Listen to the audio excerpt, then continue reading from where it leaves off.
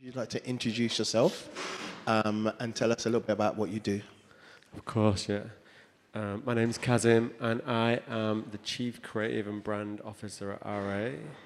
I also run a company called Endless Love Show, which manages artists. So I sort of work between music and brands and musicians. Cool. How did you get started? Oh, man, I don't know. It's actually, I guess the first thing I ever did was throw an event. Mm-hmm. And unfortunately, it was to impress a girl. Okay. Simple as that, really. Mm-hmm. But, it was one thing after the other. I just, tended to try and do as many things as I enjoyed and liked or felt attracted by. First, it was events and parties, and then it was DJing, and then it was record labels. Mm-hmm. And then it was artists, and then films, and then sort of trying to just stay excited by the work, Sure. really, doing as many things as possible. Was it always about you being behind the scenes? Did you ever have aspirations to be an artist or a producer or a DJ? Yeah, there was a few years where when I was running record labels that we would often get invited to DJ because of the success of the label, as happens. Mm-hmm. And for about 3 or 4 years, I did actually DJ often and tour as a DJ. And yeah, it wasn't really for me, to be honest. It takes a special kind of skill and an excitement for being, I guess, on the stage in a physical sense, but also a figurative sense. You have to really enjoy being the center of attention in a way that I surprisingly don't like. Maybe there's different kinds of attention that you're attracted to. Definitely. So, tell us about your current role, both the roles, and then is there a relationship between the roles that you have and the qualifications that you achieved from college? At university, I studied politics. Okay. And Middle Eastern studies, so there's not a direct correlation. The politicking perhaps in the industry. Yeah. And I think often people would describe me as quite a diplomatic person, so... But yeah, no real correlation other than things that I really love. I suppose the thread is that I've always been excited. I've always tried to just follow my heart. And just be, track down things that I'm really excited by. So at the time, I was really excited by learning about politics. It was 2006. It was the Iraq War. It was post 9/11. It was a very interesting time for me to study the politics of the Middle East. And then what was the second part of the question? Oh, my role now currently. Yeah, I guess my role specifically at RA is to help guide the creative output of the organization, which is quite a holistic view of everything we put out into the world. So it could be the content on the website, or it could be events, or it could be the social channels, the films we make. Now, of course, I don't do all of those things, but we have an amazing team, and my job is to really help the team do their best work, really. Helping the team do it as best as they can. And I think what I can bring to the table is a view. I sit in the executive team, so I sit across... Ultimately, there's a small group of us that sit across the whole company. So we often have a view that's quite holistic, and it encompasses, 6 or 7 offices and 100 plus staff, and we're able to see things that not everybody else in the team can see because they may not have access to that information, or they might not be interested in the information. So I'd like to think that we can also, part of my role is to help connect the dots internally between some of the work or some of the ideas or some of the intentions and agendas that people have, and we can help sort of synthesize them and be the sort of the bit of the equation that, what's that phrase where it's the sum of the parts is greater than the whole. I'd like to see part of our role as the executive team is be the exact elixir that helps the sum of the parts be greater than the whole, be the little bit of spice that helps that happen. Absolutely. So I'm take things back a bit because I'm just generally curious about this. Yeah, what was your view of the music industry at 18, and then an additional question is, I guess you had an aspiration at 18 for being in the music industry. Obviously, you started in parties as a promoter, and that has a particular position in the industry. But you've gone from someone who perhaps puts on parties to running labels to, I would say, a promoter to actually quite a very senior role in an organization. So what has been the stepping stones for you to get from that kind of promoter to someone who now is essentially, executive? I mean, my first forays were like when I was maybe 16, 17, and I didn't even, know there was a music industry. I mean, of course I knew there was a music industry, but I didn't know what the industry looked like or have any role models that were close to me that I had access to, or knew anyone that worked in the music industry. So it wasn't like I was thinking about this, like I had a romanticized version of something that I didn't have access to. I actually didn't know it. You know what I mean? It was not in my vision at all, which I think was quite a cool thing, really, because it just allowed me to just be with it, right, and just follow your experiment actually. And I think the first 5-8 years of my career was pure experimentation, one thing after the other, and I would like to say that I think part of what has been the key to my success is how prolific I've been. I've been so incredibly active since I was 16, 17 years old, whether that's in music or the sort of the worlds around music, the greater cultural space, whether that's film or music or art or whatever it might be. So the stepping stones were just idea after idea, whether it was an event or whether it was a t-shirt drop or whether it was a charity fundraiser or whether it was a film made on an iPhone or whatever it might have been. I think the stones were just the experiments, but I can't sort of labour this point enough, really. It just sounds so corny to say it, but the love of it, really, I really loved it. I mean, I still do, actually. I still get really extremely excited by music and art and films, and I probably retire twice a year at least. I retire. In fact, I was with somebody last weekend at an event, an agent at quite a big company, and he was like, "Do you remember 6 months ago when you called me and you were retired from management, and now you're trying to sign something else?" But it is that. It's really you've got to be mindful of your addictions, really, and I think being addicted to things that make you happy and spiritually motivated are really important. And I think my career has been defined by a complete addiction to things that I can see, hear, or touch that make me feel excited to be alive. So it's almost like these addictions that you have are almost are facilitated by an industry, if that makes sense. Do you know what I mean? So it's not like you want to be a brand, it's almost like you have this passion for art and for ideas and facilitating ideas, and you basically find vehicles for those to happen, would you say? And it happens to be a job or a fee from a brand or... Yeah, I mean, before this job with this title, there were other jobs with more specific, more we know what you do now type titles. And some of those jobs, my first official music industry job, I think it was product manager at Warp Records, which then became head of marketing at Warp Records.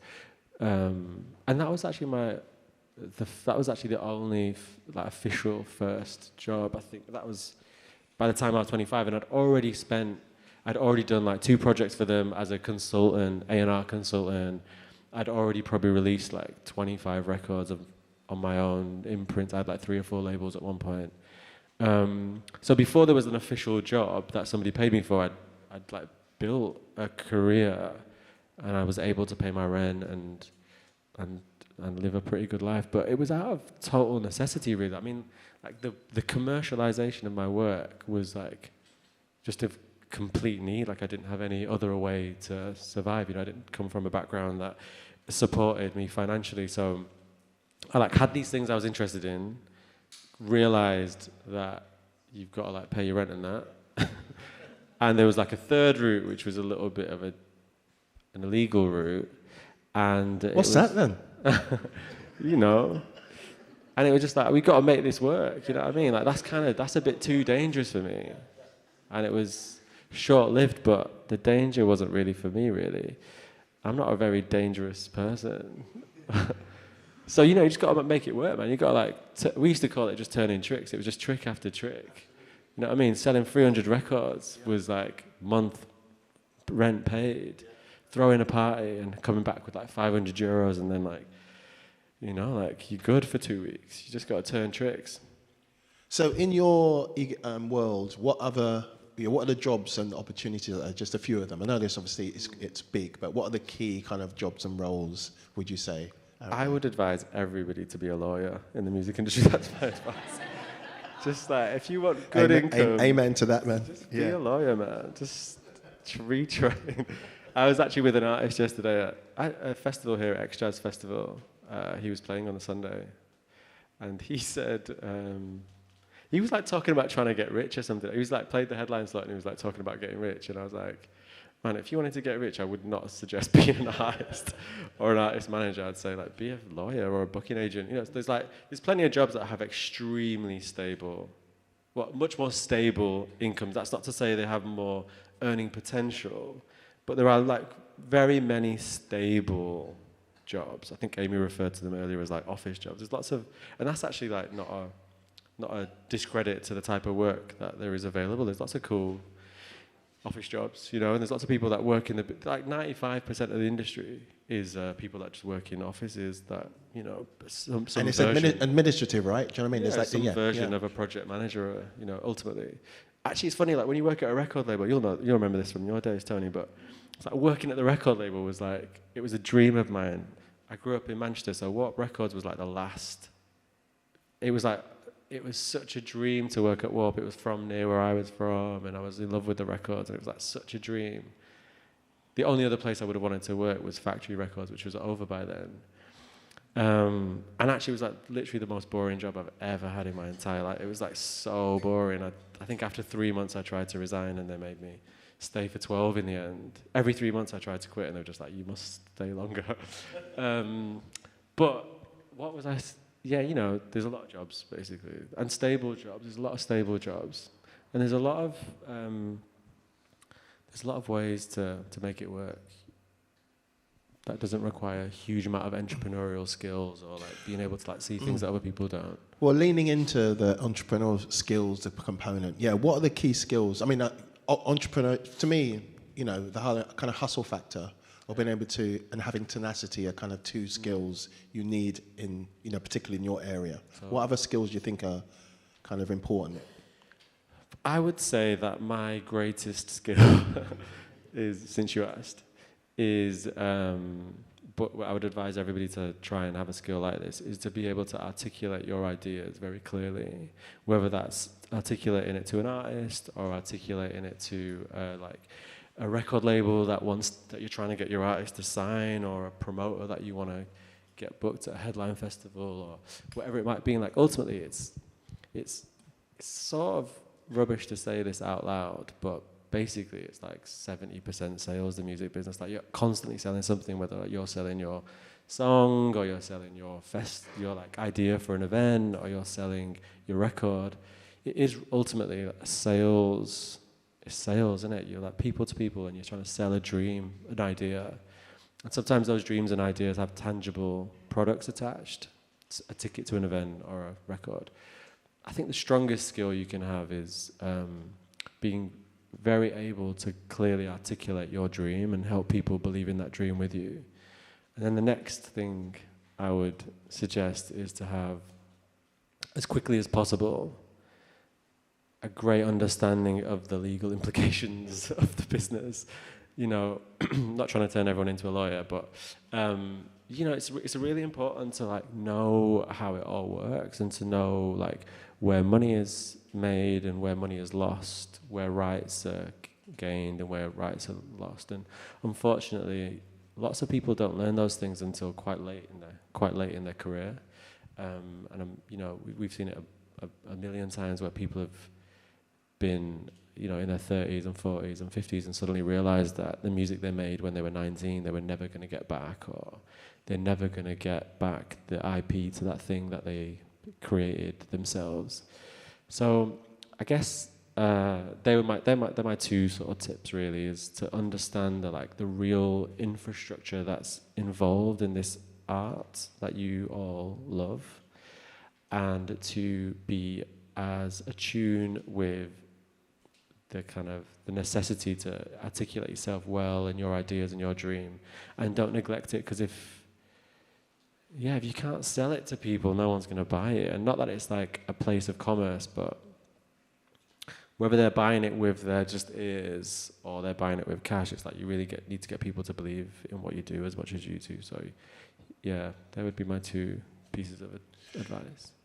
And soft skills. Soft skills. And would you say having confidence is also an important part of it, right? Because, you know, I think confidence is maybe an unhelpful way of looking at it, because I think you might, some people are like naturally confident, some people are naturally unconfident. But one thing I will say is, instead of confidence, I would suggest belief.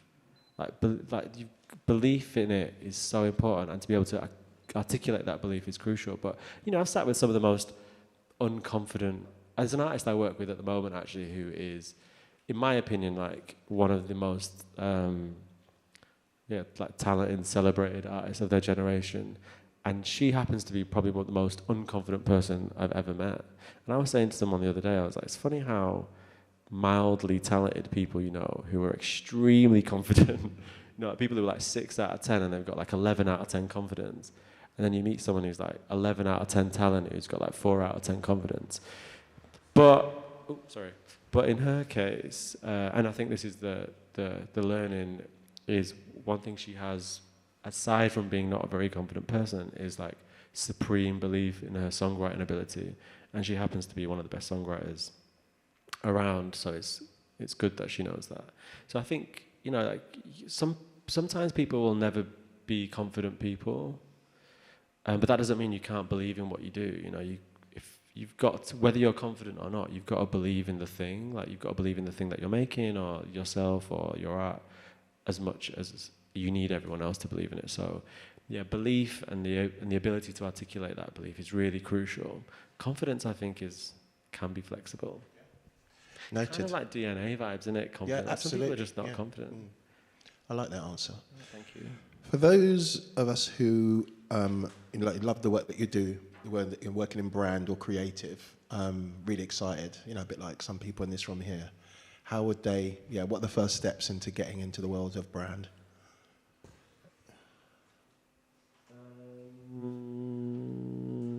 I don't know. You've got to be active, man. Your portfolio, the things that the work has to speak for itself. Like, some people are extremely great promoters of their work, and some people aren't so good promoters of the work. But the quality of the work always speaks for itself. I would describe myself as somebody who's like not a very good promoter of my work. I don't tend to. You're a facilitator, that's what you. I don't tend to I don't really have a social media profile. I don't really promote my work very well, but I think the work speaks for itself, and people see it and they want to know who did it or who was involved or how it was created. And then the work, the invitations, you attract the invitations that way. So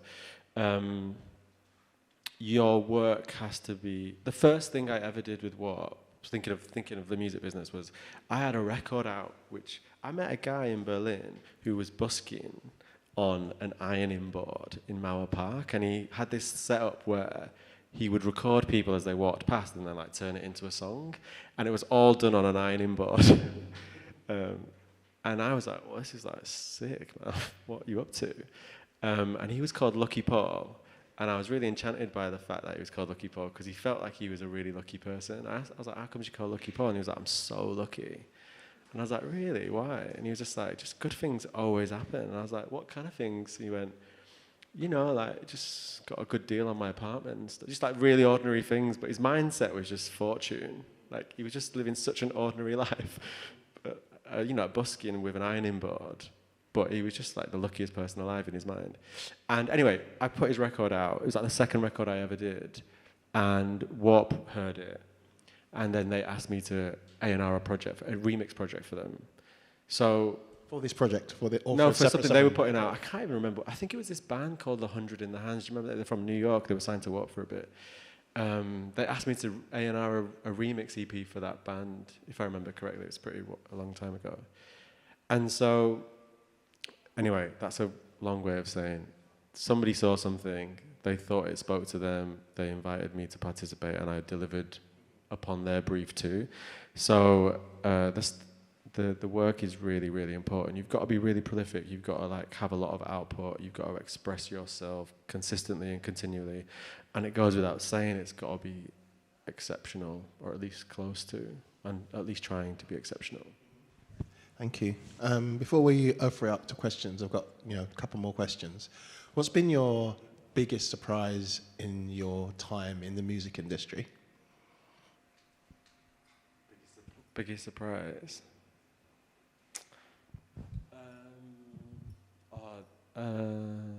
The thing that I want to say is actually, it makes me sound a little bit ungrateful, but I don't know if I should say this out loud, but I'm surprised by how long it took me to get where I wanted to be, actually. I'm surprised by how long it took me to feel like the industry, the big industry, recognized my work. Because I always thought it was pretty good, and I always thought everybody else thought it was pretty good, and I always felt like it was, what we like to say is like there was heat in the streets, like it was connecting. But I'm surprised by how I'm still surprised by how slow and risk averse and cautious and boring the industry is by and large. I'm not talking about everybody, but it's kind of like it's a very slow, sort of unimaginative environment often, which is why things that happen on the fringes are so exciting and so compelling, and which is also why I think I was never disenchanted by that lack of sort of industry cosign in the beginning, because it was so exciting to be doing things with people that I was excited by myself, and that was all happening on the fringes, and lots of those things have of course gone on to do amazing stuff. But yeah, I'm constantly surprised by how boring stuff, how boring people's view is. About 5 years ago, I was A&R in this artist project that was in its infancy, and I remember we finished the first project. It was a mixtape. It was an 8-track mixtape, and I took it to every label, XL, Warp, Ninja Tune, everyone, all the indies, none of the majors. It was a weird record, and everyone was like, "Oh, this is shit, man. This is never gonna work. Not interested." And then we just had to do we did it all ourselves. Within 6 months, it was a world tour. It was the first unsigned act ever on the cover of Wire magazine. It was massive really quickly. And then every single label made us an offer, every single one of them. And it was a bidding war. I remember thinking at the time, this is so corny. How are you, this is so boring. But as we know, a lot of the industry is about that, right? Yeah. That's still surprising to me. I remember just thinking, how do you have no shame to not even have a conviction of your ideas? Not even know what you like. Yeah, that still surprises me. I hear you. Time for you guys to ask a question. As per. Oh, already. Okay, cool. So, question at the back. Oh, no, you go. Okay, I have a pretty specific question.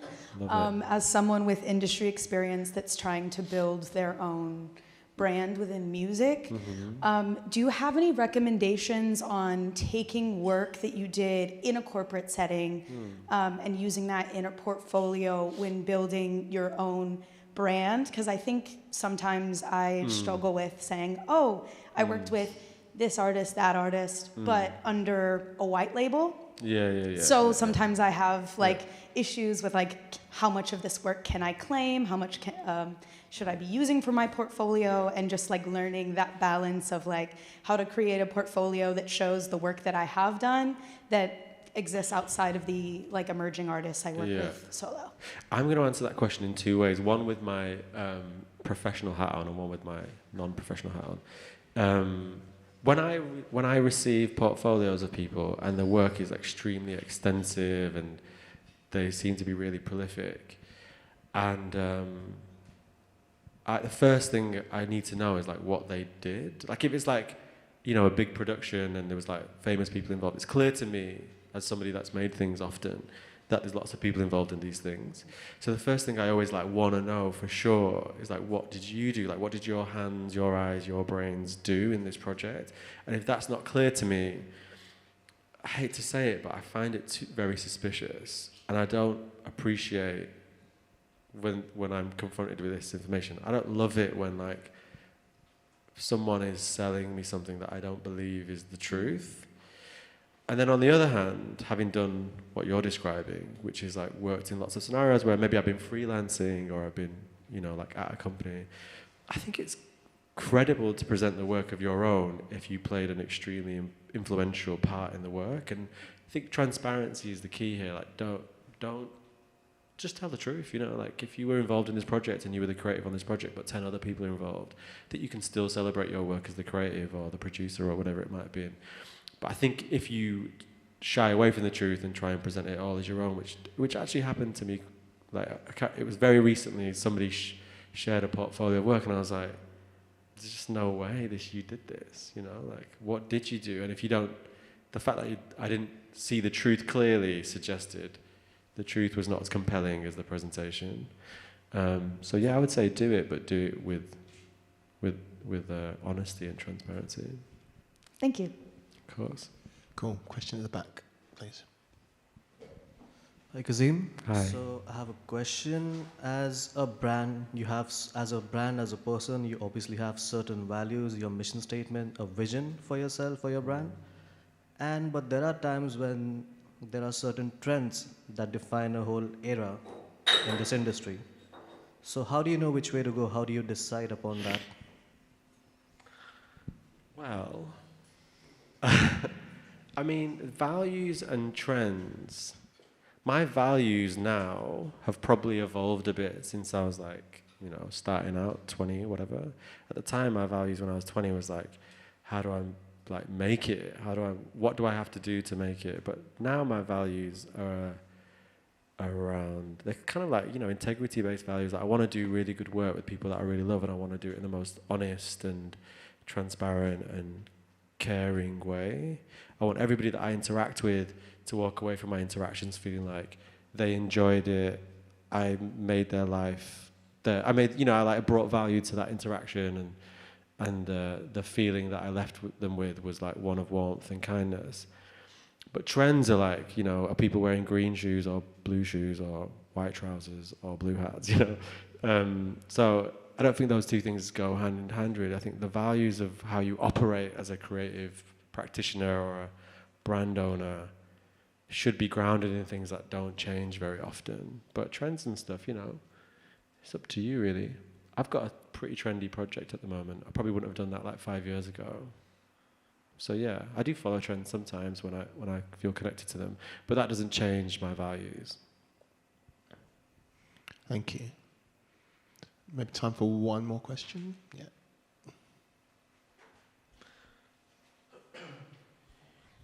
That went really fast. Sorry, it's over there. Sorry. There was a question at the front as well. Oh, sorry. Yeah. Sorry, man. Okay, two more. We got time for two more. I'm blindsided. Just curious, because you were talking about early on working out of necessity, right? And that sort of built a drive within you to really sort of build an ambition and be sort of exciting and anti-boring, right? How has your move and transition into more of a structured organization and being in an executive level position, how has that changed? How do you maintain that sort of excitement and that sort of, how do you maintain that creativity when you're in an environment that's pretty well established? There isn't too much of a hunger to really, fight for a paycheck to paycheck sort of lifestyle. You're more comfortable now in terms of position, and so how has your perspective changed? How do you maintain that sort of drive? Okay, so there's like two questions there. One, how do I maintain my personal drive, and how do I operate in a corporate structure? The first question, I, for better or worse, my personal drive is not defined by my comfort. It's defined by my excitement for what I'm doing, and it's sort of why I've never really done things for There's not many things I've done for many years, and that's just because I really need that feeling of excitement in what I'm doing. Sometimes those things last for a couple of months, sometimes a couple of years, sometimes a bit longer.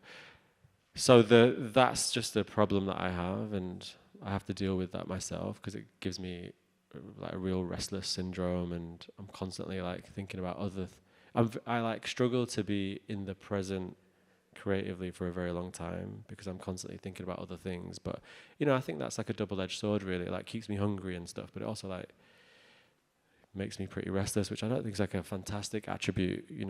People that can't finish things are a problem. But the first question around corporate structure, I'm sort of wondering whether to tell you the truth or not. But the truth is that I actually not very good at it, and I don't tend to adhere to all of the rules very well. But I have a really brilliant team around me and a very compassionate group of people that I work with who also understand that to do my best work, need certain things to be different to everybody else. So yeah, I'd really encourage you to make sure that like the people that you choose to work with and spend every day with, like you're honest with them and you see each other as human beings, and you both, not everybody needs the same thing and not everybody can do the same thing. And I would in RA probably present if like Mike from HR is going to be here today, but if you speak to him, he's going to tell you I'm like a disaster for the company.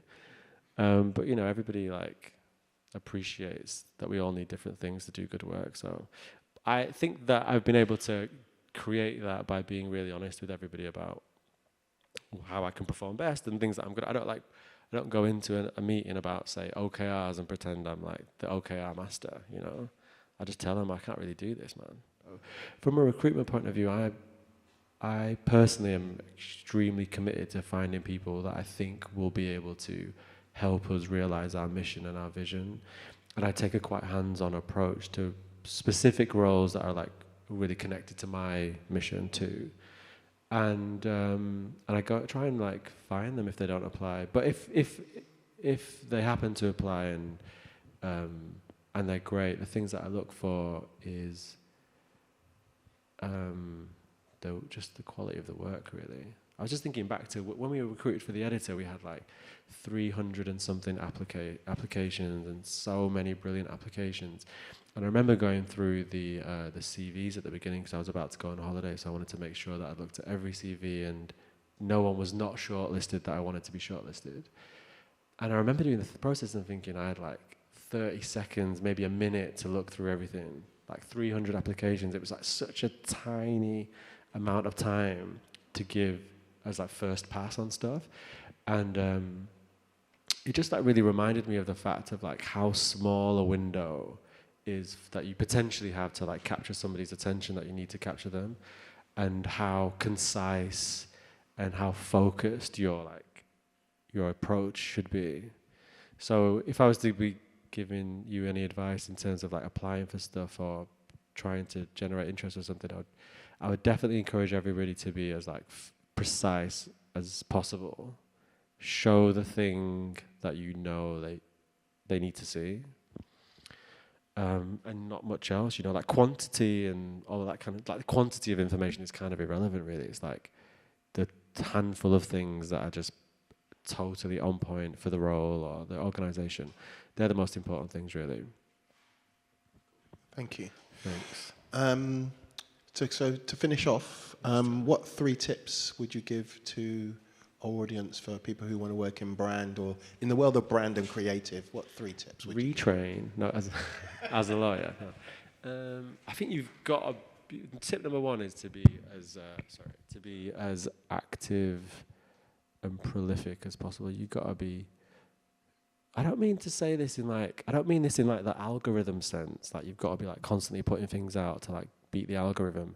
I mean, you've got to be constantly putting things out to make sure it's clear that you are like excited by what you do. The work is getting better and better, and you're not afraid to release it. Like it's shocking to everybody how many talented people like can't let go of things and just like keep it on their hard drive or whatever. So tip number 1 is to be prolific and as good as possible in that pursuit. Tip number 2 is to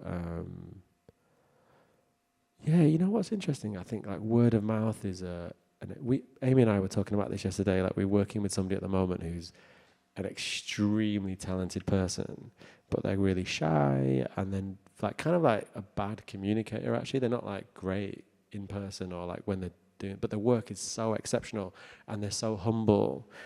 And I was telling Amy that particular person I met about 1.5 years ago, and I probably recommended them to like 3 or 4 people in the last year. And some of those people have been big organizations like Adidas and Nike. And they've like, they built a really nice business for themselves, but it's basically all word of mouth because of how brilliant their work was and how nice they were to work with, how humble and just graceful. So I think it is a bit trite, but try and be as nice as possible in your interactions, because I think you can't underestimate the power of someone being like, the work's great, but they're so nice, you've got to work with them. And all the recommendations of people that I get is always that. The work's great and they're amazing, because in this game, and it is a bit of a game, there are loads of people who've got great work who are really unpleasant to work with, and there's loads of people who don't have great work who are unpleasant to work with too. So if you've got great work and you're really pleasant, it's strangely quite rare, and you will not be surprised to know that it's like very, very, very, very, very common that people recommend people who they really enjoyed working with and did great work.